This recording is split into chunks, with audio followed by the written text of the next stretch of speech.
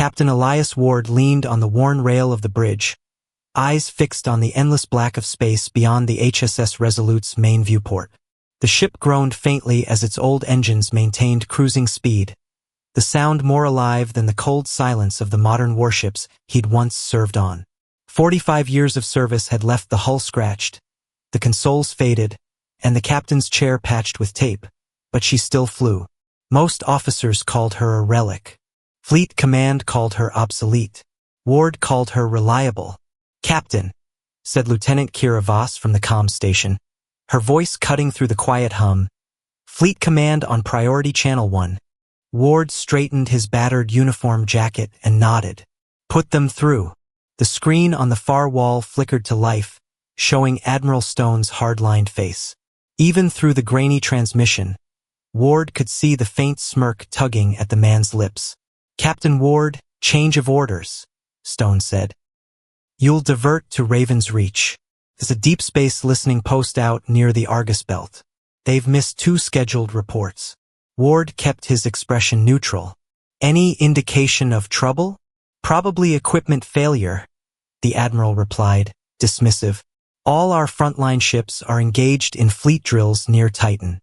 Yours was available." The pause before available carried all the weight of an insult. "Acknowledged," Ward said simply. "And Ward," Stone added, "try not to fall apart on the way. I don't have time to send a tow." The connection cut before Ward could answer. From the navigation pit, Ensign Leaf Wren chuckled. "Fleet really loves us, don't they?" Ward ignored the comment, turning toward the helm. "Set course for Raven's Reach. Maximum speed." "That'll push the coils harder than they like," Wren warned. "Then warn engineering they'll get the workout they've been begging for," Ward replied. The ship vibrated as thrusters adjusted their heading. The Resolute was a patchwork of old and older tech, manual toggles alongside outdated holoscreens, armor plating thicker than modern standards but without energy shielding. Where newer ships had AI-assisted flight controls, the Resolute demanded human hands and human instinct. Ward liked it that way.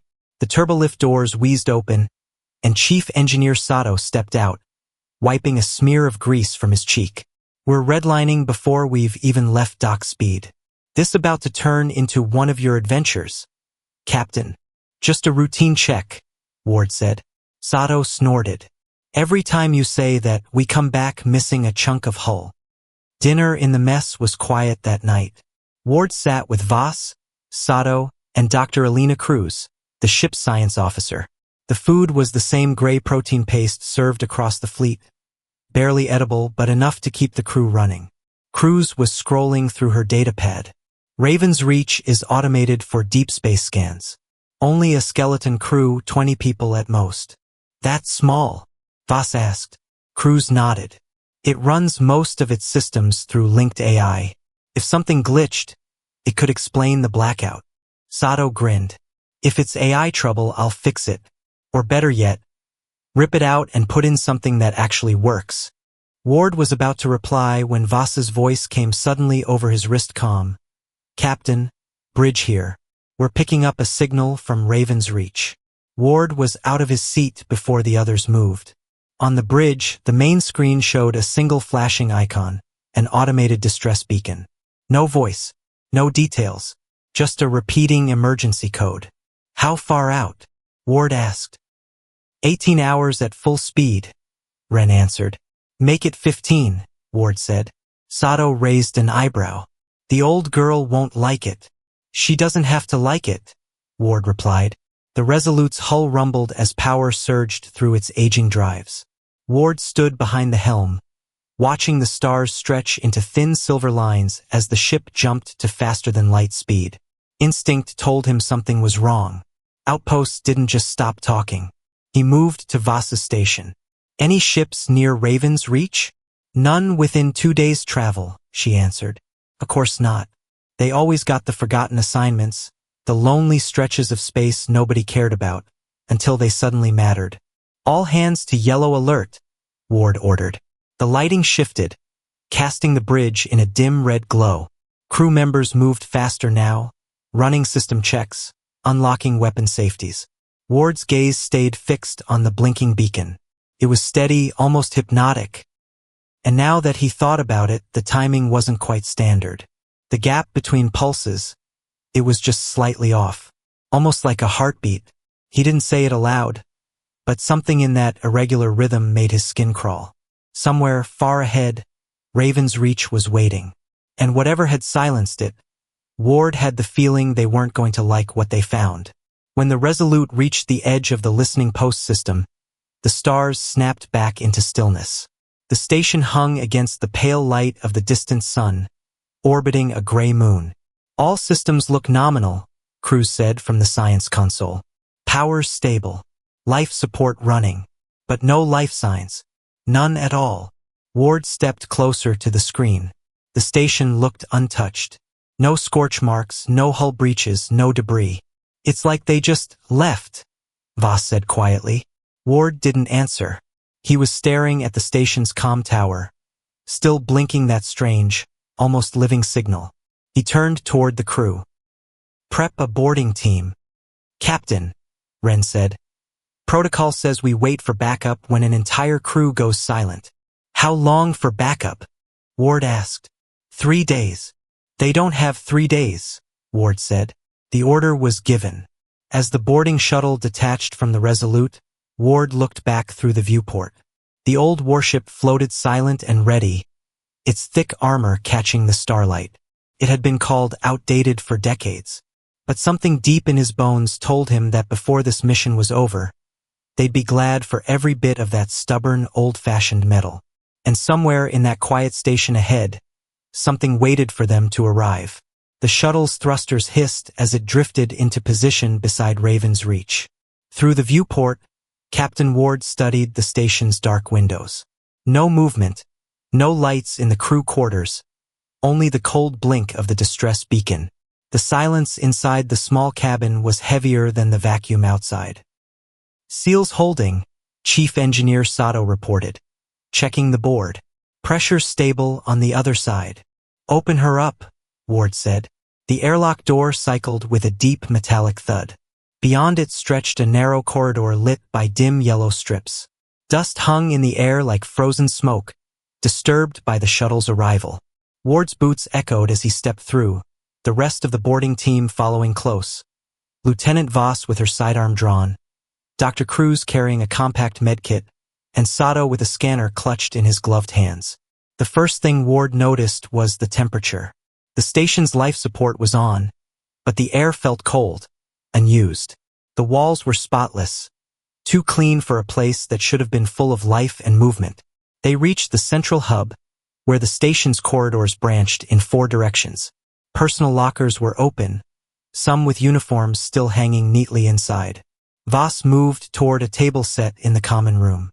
Food, she murmured. Half-eaten meals sat on trays, drinks still in their cups. One fork rested midair over a plate, as if someone had dropped it without warning. Sato crouched by a console, frowning at the readings. Power grid is fine.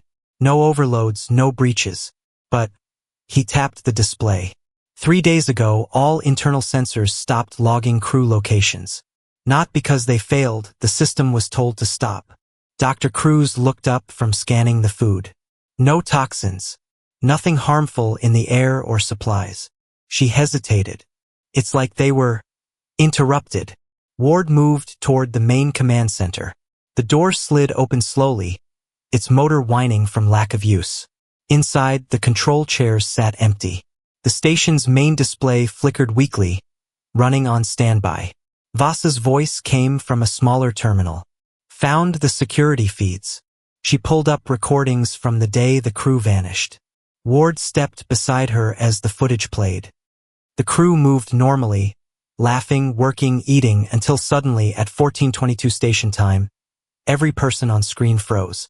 One by one, they turned their heads toward an unseen point above them. And then they began walking, calm and silent, out of the frame. Not a word spoken. The video ended there. Ward felt a cold knot in his stomach. Where did they go? Before anyone could answer, Sato's voice cut in from the corner. Captain, you need to see this. He stood beside a secondary comms console. Its screen was filled with streaming data, lines of strange symbols interlaced with station files. This started at the exact time they walked out. Data uploads, massive ones, going somewhere we can't trace. Not human code. Not any encryption I've seen. Cruz's scanner beeped sharply. Energy spikes. Subtle but unusual. It's like something was here, drawing power without triggering alarms. Ward opened his comm shuttle. Stand by for immediate evac. They began heading back, but just before leaving, he glanced through a viewport facing the debris ring around the moon. Something caught his eye, a faint glimmer between two drifting rocks. It vanished almost as soon as he saw it, but the hair on the back of his neck stood up. Once back aboard the shuttle, Voss worked the controls for departure. Ward stood behind her, eyes locked on the dark shape now moving slowly in the debris field. Contact, she said quietly. The Resolute's bridge came alive with chatter as their sensors finally picked it up. A massive vessel, black as oil, sliding between the asteroids with unnatural precision. Its outline was unfamiliar. Angled hull, smooth surfaces, and strange, root-like protrusions along its sides. It's big, Sato muttered, staring at the display. Bigger than us? Ward asked. Much bigger, Voss confirmed. The ship didn't broadcast any signal, didn't match anything in the fleet database. It just moved toward them in eerie silence. Ward felt the tension tighten across the shuttle. Get us back to the Resolute now. By the time they docked, the alien vessel had drifted closer, its movements almost leisurely, as if it were watching them. Ward ordered the Resolute to pull away from the moon, keeping the station and debris field between them and the unknown ship. Captain, Voss's voice wavered from the comms station. They're scanning us. The alien vessel gave no warning before a sudden pulse of pale green light lanced across the gap. It struck the Resolute broadside.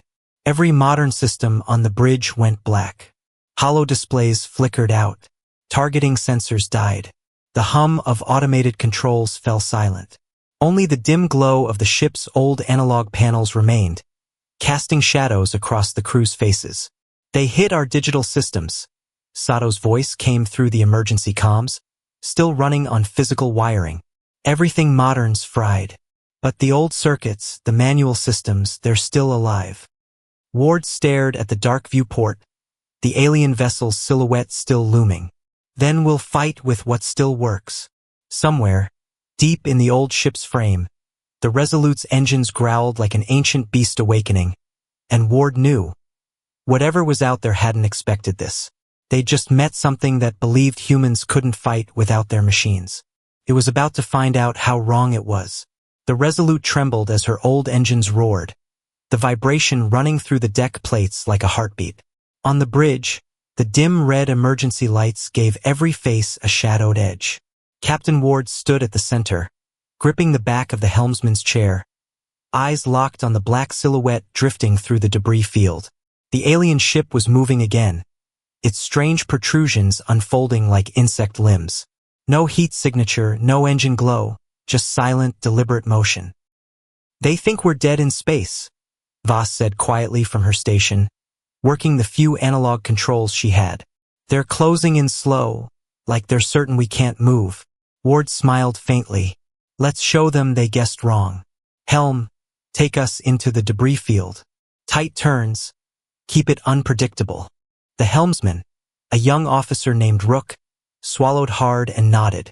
Without navigation computers, I'll be flying blind. Then fly by instinct, Ward replied.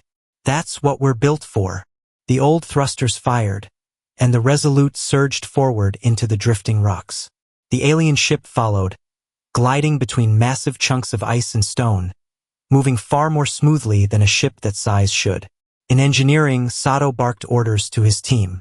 Reroute power to the analog targeting systems. Forget the fried consoles. And get those railguns locked in manual now. His voice carried the thrill of a challenge. Back on the bridge, Ward kept his gaze on the alien silhouette as it wove through the asteroids. The way it moved didn't seem natural, like it wasn't steering so much as flowing between the obstacles. They're scanning again, Voss reported, watching the analog scope. Signal strength rising. Let them scan, Ward said. They won't understand what they're seeing. Suddenly, a beam of shimmering light shot past the Resolute, striking a nearby asteroid. The rock shattered into glittering shards that drifted slowly into the void. That was a warning shot, Cruz murmured from the science station. Or a test, Ward said. They're trying to see what we do next. He turned toward Voss. Signal Sato. Are those EMP torpedoes ready? Her hands worked the physical comm switches. Engineering says 2 are loaded, Captain. Manual trigger only. Good. Helm. Find me a path that puts them right on our tail. Rook maneuvered through the debris, scraping close enough to one spinning boulder that the Resolute's armor groaned in protest. The alien ship followed, weaving easily at first, but each sharp turn forced it to adjust faster. Ward waited until the scope showed the black mass directly behind them. Fire torpedoes now. From the ship's lower decks, 2 EMP warheads launched, their small drives pushing them toward the alien ship. The projectiles had no sleek guidance system, just a crude analog targeting lock. The alien vessel reacted quickly, strange tendrils extending from its hull to swat the incoming weapons aside. One was destroyed in a burst of light. The other struck near the ship's midsection. A silent flash rippled across the alien's surface. Its smooth black armor flickered, distorting like ripples in dark water. The ship's perfect movement suddenly became jerky, as if it had lost part of its control. They're hit, Voss said, her voice tight. Railguns, Ward ordered. Target the largest weak spot you can see and fire. Jenkins, the young weapons officer, gripped the manual controls, sighting through the old mechanical scope. Firing. The Resolute's railguns thundered. Tungsten slugs tore across the gap and slammed into the alien hull. Instead of deflecting, the impacts punched deep, scattering fragments into the asteroid field. The alien ship responded instantly, twisting its damaged section away and releasing a new pulse of light. This time, the beam scraped across the Resolute's bow, leaving the hull glowing red but intact. They're adapting, Cruz warned. That shot was aimed at what few modern systems we still have left. Ward didn't hesitate. Helm, take us deeper into the debris. Push them where they can't follow easily. The Resolute dived between 2 massive asteroids, thrusters straining, hull scraping again. The alien vessel followed but slower now, its movements less fluid. Pieces of rock began bouncing off its surface as it misjudged the distances. In the engineering bay, Sato grinned like a madman. They're not built for close quarters.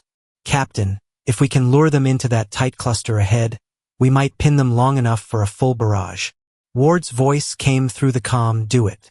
The Resolute skimmed the edge of the cluster, looping back around one large asteroid and cutting power briefly to mask its movement. The alien ship drifted in, scanning, searching, then slowed, its bulk too large to turn quickly in the narrow space. Ward slammed his fist on the comm button. Fire everything we have left. From the Resolute's forward batteries, the remaining railguns roared, sending volley after volley of slugs into the alien's exposed side. The alien ship convulsed, its armor peeling back in jagged strips. Strange bursts of light erupted from within, flickering in random patterns. Then, without warning, the damaged vessel began pulling away, its movements sluggish but deliberate. They're retreating, Voss breathed. Ward's eyes narrowed. No, they're not done with us. They're calling for something bigger. The crew exchanged uneasy glances, the alien silhouette shrinking on the scope. Ward stood in the shadows of the bridge, the low rumble of the engines still shaking the floor beneath his boots. We've bought ourselves time, he said. But this was just the first round. Out there, somewhere in the dark, the real threat was already on its way. The alien ship was gone from the scopes, swallowed by the drifting shadows of the debris field. But the tension on the Resolute's bridge didn't fade. Captain Ward sat in the creaking command chair, fingers tapping the worn armrest. Every instinct told him the retreat wasn't a surrender. It was a signal. Chief Engineer Sato's voice came through the comm, Captain. We've patched what we can, but our modern systems are still dead. Analogs holding steady. If we're going to fight again, it'll be with old hands and older tools. That's exactly how we'll do it, Ward replied. Get those special torpedoes ready. We'll need more of them. Aye, Captain. Dr. Cruz was hunched over the science console, flipping through handwritten notes she'd made during the fight. Their armor isn't solid in the way ours is, she said. It's alive, or at least adaptive. When we hit it with the EMP, it rippled because it couldn't stabilize against an analog pulse. If we can deliver more of that chaos, we can cripple them again. Ward nodded. Then we'll give them more than they can handle. The crew worked in silence for the next few hours, rigging extra EMP warheads from spare components, wiring them into the old manual firing systems. Voss scavenged parts from personal devices to strengthen the signal output. Even the youngest crew members moved with the focus of people who knew the next fight might be their last. 17 hours later, the Resolute's long-range analog scanner gave a faint ping. The sound was slow, almost reluctant, but Ward didn't need more than that. Something was coming. Contact, Voss said, looking up from the glowing scope. It's bigger than the last one. Much bigger. Ward stepped to her side. The faint shape on the scope was enormous, almost filling the edge of the readout. A hunter, Cruz whispered. Or worse, Ward said. Helm, put us behind the largest moon in this system. Power down to minimum. I want us cold and invisible. The Resolute slipped into the moon's shadow, her hull blending with the darkness. Ward paced behind the helm, mind already shaping the trap. Engineering, is our decoy ready? Aye, Sato's voice replied. Escape pod fitted with an engine core mimic. From a distance, it'll look like us limping away. Launch it slow, Ward ordered. Broadcast a weak distress call on every channel. Make it sound desperate. The escape pod drifted out from behind the moon, its fake signal bleeding into the void. On the scope, the alien ship adjusted its course immediately, gliding toward the bait with slow, deliberate confidence. They've taken it, Voss said, eyes locked on the display. Phase 2, Ward said. Bring us around the moon's curve. Keep the asteroids between us and them until we're close enough to hit them in the teeth. The Resolute moved in silence, engines just above idle. The alien ship loomed ahead now, its hull swallowing the stars, strange tendrils already reaching for the decoy pod. Ward waited until those black limbs wrapped around the bait. Fire the decoy's charge. In the emptiness of space, there was no sound, only the flash. A pulse of analog-tuned electromagnetic chaos that rippled through the alien hull. The ship flinched, its movements faltering like a giant suddenly losing its balance. Now, Ward barked. The Resolute's engines flared, propelling her out from cover. Railguns thundered, slugs tearing into the weakened sections of alien armor.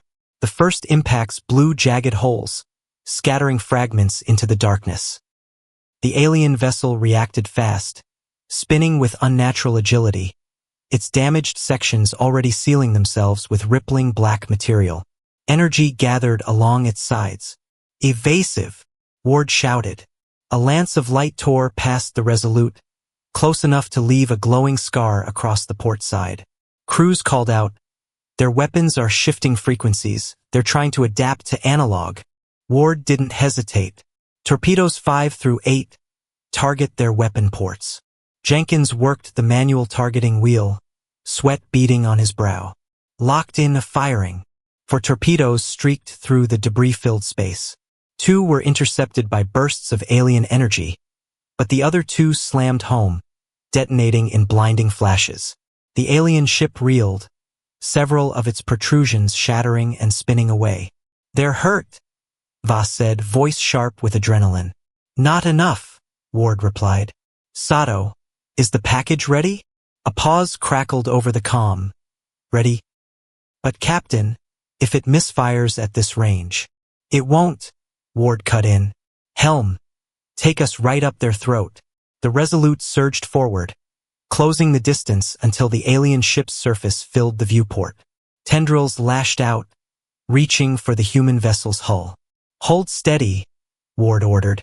The tendrils grew closer, so close the crew could see the strange shifting patterns running across their surfaces. Now, from the Resolute's side airlock, the special device was launched, a plain metal container drifting toward the alien's armor. When it made contact, it clamped down, releasing a storm of wild, unpredictable electrical impulses. The alien ship convulsed, its smooth hull breaking apart in chaotic waves. The tendrils snapped back as if burned. "They're destabilizing," crews shouted. "All weapons, fire everything," Ward commanded. The railguns boomed again, every slug finding its mark on the writhing, crippled vessel. Explosions flared inside the alien ship, and then a single brilliant flash burst outward.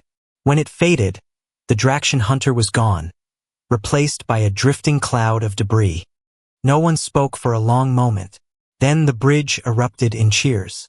Ward let them have it for a few seconds before raising his hand. "We've just told them we can fight back," he said, voice steady. "They'll come again, and next time they won't underestimate us." In the silence that followed, the old ship's engines rumbled on, carrying them deeper into the dark. The wreckage of the alien ship drifted slowly, pieces of its strange black hull spinning among the asteroids. The Resolute floated at a safe distance, her crew still riding the edge of battle adrenaline. On the bridge, Captain Ward's eyes never left the debris field. Victories in space could turn false in seconds, and he didn't trust this quiet. "Any movement?" Ward asked. Voss scanned the analog scope, shaking her head. "Nothing alive out there. No energy signatures. It's just gone." Sato's voice came through from engineering. "Captain, we're holding steady, but the port side plating took a hit. I've got damage control sealing it now." Ward nodded to himself. "Good. Secure the weapons, but keep them on standby. We're not out of this yet." Dr. Cruz sat with a fragment of alien debris sealed inside a containment case on her console. The black surface shifted faintly, like a shadow sliding under ice. "It's still active," she said softly. "Even cut off from the main ship, it's doing something. Recording? Repairing? I can't tell." "Keep it contained," Ward said sharply. "I don't want it touching any of our systems." The bridge lights flickered as the Resolute adjusted her orbit, keeping the wreck between them and open space. For the first time since the fight began, the crew let themselves breathe. But the peace didn't last. "Captain," Voss said suddenly, her tone tight, "I've got a ping. Faint. Could be distant. But it's on the same frequency the first ship was using before it retreated." Ward straightened. "Direction." She adjusted the dial. "Behind the third moon. Moving fast. Whatever it is, it's big." Sato's voice broke in again. "Captain, if we take another fight without time to repair, we're gambling on the armor holding. We can do it, but we'd be bleeding the old girl dry." Ward looked at the slowly turning wreck outside. If another alien vessel was coming, they couldn't let it leave with information. That meant either running before it arrived or facing it head-on. He made the call. "We hold our ground. If they're coming for us, we hit them before they hit us." The crew moved with the controlled urgency of people who just survived and weren't eager to throw it away, but trusted their captain's gut. Hours later, the second contact arrived on the scope, bigger, heavier, and moving with deliberate confidence. The Resolute powered down again, slipping behind a cluster of asteroids. The analog systems kept her nearly invisible in the dark. "They're scanning," Voss whispered. "Let them," Ward said. "We're going to make them think we're broken and scared." This time, the trap was more complex. The wreck of the first ship had been rigged with 3 of Sato's tuned EMP devices, hidden among the shattered armor. The plan was to draw the new vessel close, detonate them all at once, and follow up with a barrage. The alien ship slowed as it neared the wreck. Its tendrils reached out, touching the fragments, pulling them toward its hull. Ward waited, timing every breath. Not yet, not yet. When the alien vessel's entire side was turned toward the hidden charges, Ward gave the signal. Now! The darkness lit with a ripple of chaotic light as the 3 devices detonated in perfect sequence. The alien ship convulsed, its movements breaking into sharp, stuttering motions. Hit them, Ward barked. The Resolute burst from cover, railguns roaring, every slug aimed at the gaps ripped open by the EMP blast. The impacts tore deeper, sending jagged pieces of alien armor drifting away. But this ship was stronger. Instead of retreating, it spun on its axis and fired back. A beam of shifting energy sliced through the space where the Resolute had been a moment earlier. Evasive, Ward ordered. Rook at the helm threw the old ship into a sharp dive between two asteroids, the alien beam cutting one in half behind them. They're adapting faster this time, Cruz warned. That blast hurt them, but not enough. Sato came over the comm. Captain, I've still got the big package. Unstable, untested. If we get close enough to plant it, it might finish them. Might? Ward asked. It'll either tear them apart or take us with it. Ward didn't hesitate. Prep it. We're going in close. The alien ship loomed ahead, firing again, but the Resolute darted between asteroids, using every scrap of cover. The crew felt every jolt, every scrape of metal against rock. They broke into open space just meters from the alien hull. Tendrils shot out instantly, wrapping around the Resolute's forward section. The ship shuddered as the alien systems tried to grip her. Do it, Ward shouted. From the side airlock, Sato's team launched the device. It clamped onto the alien's surface, and within seconds, violent arcs of uncontrolled energy ripped through the black armor. The alien ship twisted in agony, pulling away, but the device held fast. Energy flared brighter and brighter until the entire section of hull exploded outward, leaving the vessel spinning and broken. The Resolute's engines roared as she pulled back to a safe distance. The alien ship's lights flickered once, then vanished. The rest of it followed, folding in on itself until nothing remained but the echo of the blast. On the bridge, no one spoke. The crew stared at the empty space where the enemy had been. Ward finally exhaled. 2 down, he said quietly. But they won't stop. Voss glanced at him. What now? He looked past the viewport into the endless black. Now we warn Earth. And then we make sure next time, they're the ones who can't adapt. The Resolute turned slowly, her battered hull catching the faint starlight, heading for home. Somewhere out there, Ward knew the Draxion were already watching and planning. 8 days later, the Resolute limped toward the edge of human space. Her hull bore fresh scars, her engines still rattled from the last battle, and only half her modern systems had been coaxed back to life. The crew moved through the corridors with quiet purpose, too tired for celebration, their minds fixed on what waited at home. In the science lab, Dr. Cruz was bent over the sealed container holding the fragment of alien hull they had salvaged. The black shard still shifted faintly, patterns moving across its surface like ripples in oil. Ward stepped inside, the door sliding shut behind him. Any progress? He asked. Cruz didn't look up right away. Yes and no. I've confirmed it's not just material, it's a living data structure. The Draxion don't pilot their ships. They are their ships. They can reshape themselves, heal, adapt, and, she hesitated, convert living matter into data. Ward's expression hardened. The crews of Raven's Reach? Archived, she said quietly. Their minds, their bodies broken down into patterns. With our tech, we can't reverse it. I'm not sure anyone could. Before Ward could reply, the comm in his ear crackled. Captain, this is Voss. Long-range comms are back online. Fleet Command is waiting for you.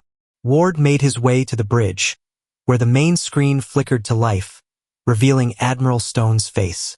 The man's usual cold expression shifted when he saw the Resolute's battered condition. Ward, we lost contact with you over a week ago, Stone said. Your report better explain why your ship looks like it went through a meteor storm. No meteor storm, Admiral, Ward said evenly. We made first contact with a hostile force, 2 Draxion Hunters. They destroyed Raven's Reach and took the crew. Stone frowned. Took them? Ward leaned forward. Not prisoners. Converted them. Turned them into data. It's what they do. This isn't possible, Stone began, but Ward cut him off. It's real. I'm sending you sensor recordings, battle footage, and Dr. Cruz's analysis now. The Draxion's weapons shut down every digital system on our ship in seconds. The only reason we survived is because the Resolute still runs on analog backups. Every modern warship in the fleet would be helpless against them. The Admiral's face darkened as the data streamed in. He didn't speak for a long moment. If what you're telling me is true, our entire frontline defense is vulnerable. We rely almost entirely on AI and networked systems. That's exactly what they're built to destroy, Ward said.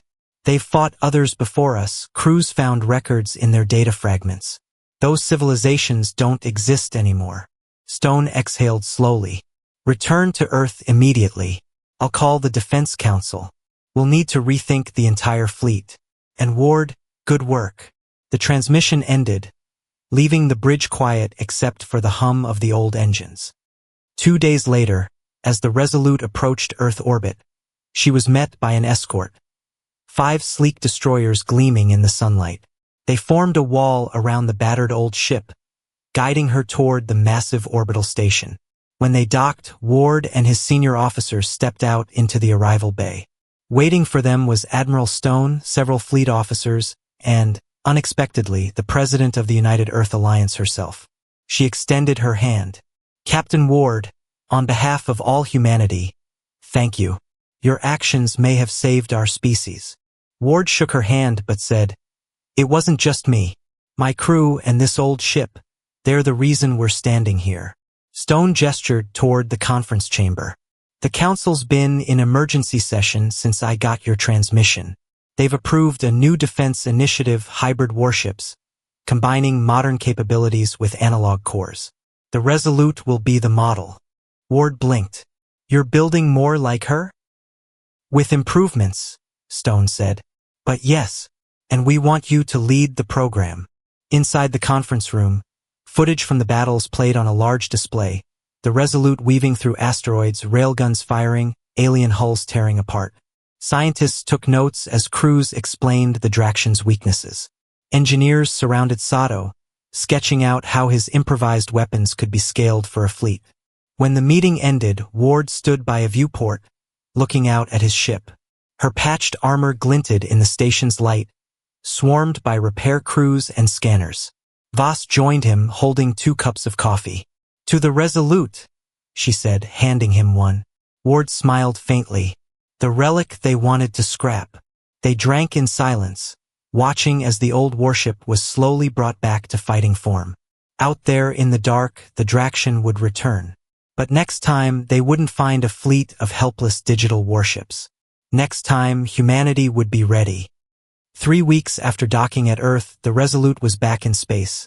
Not on a mission, but as the centerpiece of the fleet's first hybrid warship trials. Her battered hull had been reinforced, her engines tuned, and every weapon bay fitted with both modern systems and analog backups. The ship was still old at her core, but now she carried teeth designed for a war that hadn't even begun.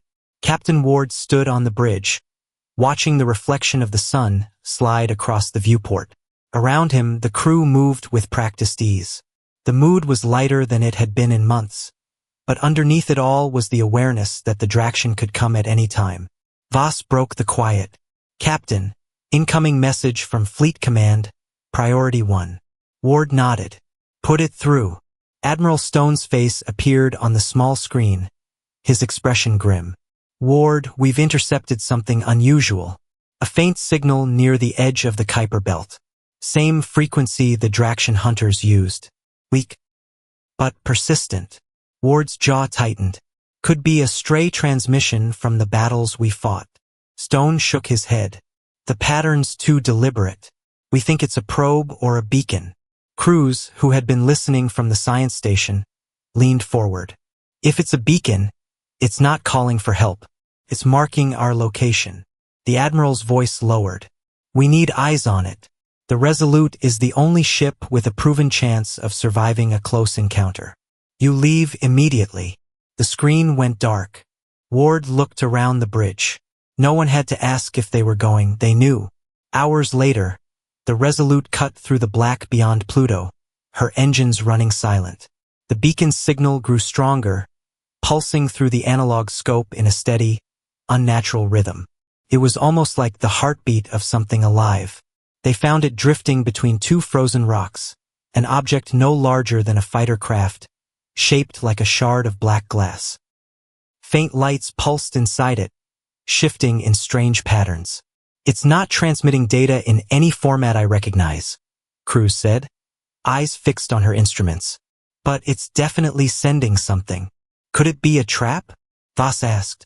Ward's gaze stayed on the object. "It's a trap, a message, or both." He turned toward the comms. "Sato, can you disable it without setting it off?" The engineer's voice came back steady. "Not from here. I'd need to put a team on it. But Captain, it's too quiet out here. If they're nearby, they're hiding." Ward hesitated. The Resolute could destroy the beacon from a distance, but if it held any information on the Draxion, losing it could mean throwing away their best lead. He made the call. "Prep the shuttle. We'll do this fast."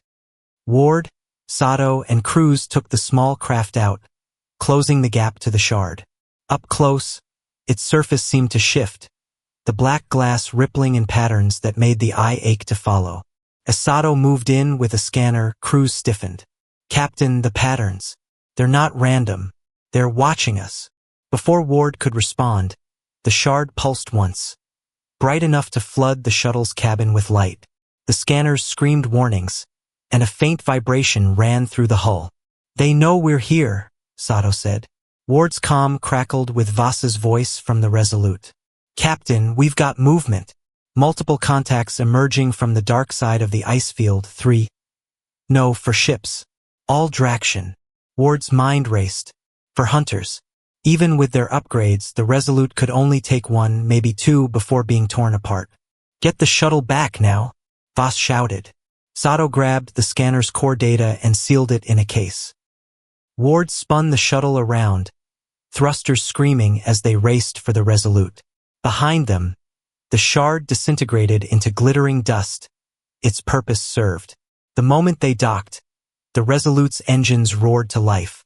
Ward dropped into his chair, the crew snapping to their stations. "Plot the fastest course back to Earth.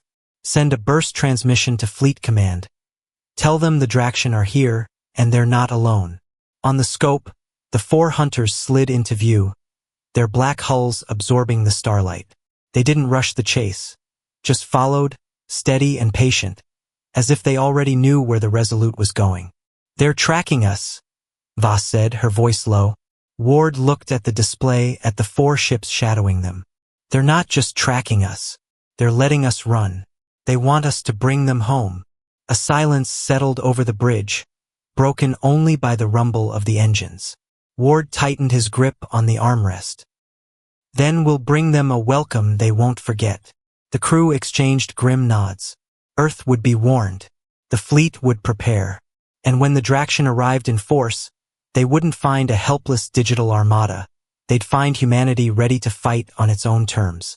The old warship carried them into the dark, her engines burning bright, the first defender of a war that was only beginning.